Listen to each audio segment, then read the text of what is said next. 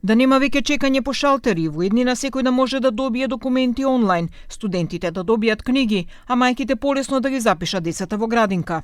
Ова се само мал дел од можностите кои се планира да се воведат, зашто премиерот Христијан Мицкоски говореше на своето обраќање на 7-миот дигитален самит за Западен Балкан кој се одржува во Скопје. Тој рече дека ова е почеток на една дигитална револуција и најави до крајот на мандатот сите јавни услуги да бидат достапни онлайн. Секој граѓанин ќе има свој дигитален идентитет и пристап до сите институции преку мобилен телефон. Ќе создадеме генерации со дигитални вештини, ученици кои ќе бидат конкурентни со своите врсници во Европа. Ќе градиме систем на сајбер безбедност што ќе гарантира доверба во дигиталното општество.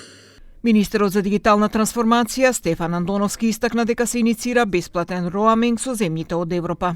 Поттикнати од регионалниот совез за соработка RCC, ние работевме на заедничка декларација која што ќе повика кон Европската унија и кон сите наши соседи да овозможиме иницијативата роаминг како дома, да ги намалиме трошоците за дата, трошоците за телефонски разговори и СМС пораки на граѓаните од Западниот Балкан низ цела Европа. Генералниот секретар на Советот за регионална соработка Амер Капетановиќ покрај за слободен роаминг со Европа рече дека се работи на целосна интеграција на дигиталниот пазар на Западен Балкан во дигиталниот пазар на Европската унија.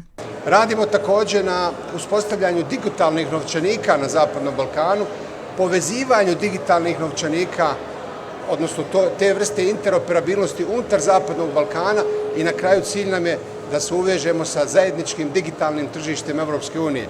Ова е втор пат дигиталниот самит на Западен Балкан да се одржува во земјава, откако таков за прв пат беше одржан во Скопје во 2018 година.